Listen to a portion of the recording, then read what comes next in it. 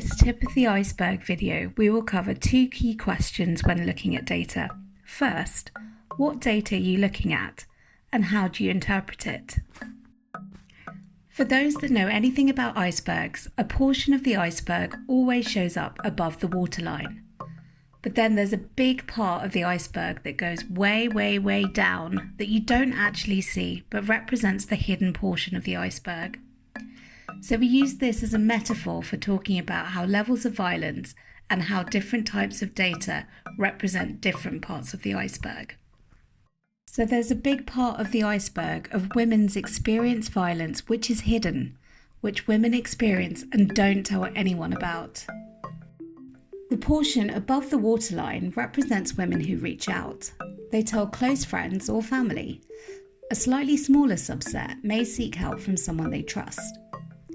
One thing we know from data across many settings is that women seeking help for themselves or their children tend to go to more informal sources of support. So people in authority in the community, such as village leaders, faith leaders, or community elders. The very tip of the iceberg here represents the very small number of women who experience violence and choose to seek help from formal services. These services would include the police, one-stop crisis centres or healthcare providers. These are the numbers that will show up in the data reported by service providers. So when someone talks about administrative data, they're talking about the tip of the iceberg data. Depending on the context, in some communities there are links between community leaders or less formal services, such as traditional justice or dispute resolution. So some of the women accessing these services may show up in the administrative data as well. So this represents only a small proportion of the problem. It often tends to represent some of the worst or most severe elements because women have gone to multiple people seeking help before they decide it is severe enough or are in danger enough for themselves and their children before they seek help from formal sources.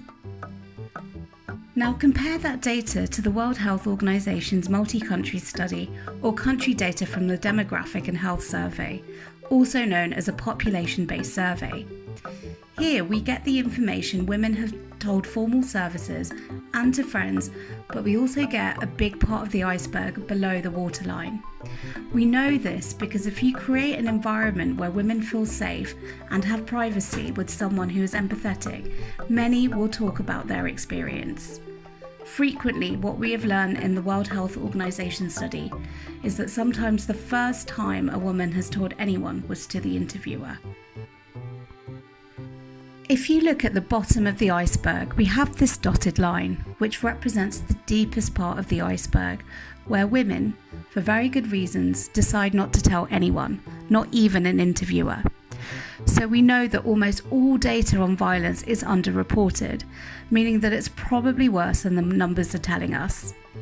However, you get a clearer picture from household surveys where people are interviewed rather than simply relying on administrative data. Whilst it's true that there's cultural reasons that some sets of women might feel more comfortable discussing violence than others, the kind of variation we see on rates is so profound across settings that we know it's not just measurement. So we can begin to exploit these variations to try and understand what we can do to mimic those settings that have low levels of violence.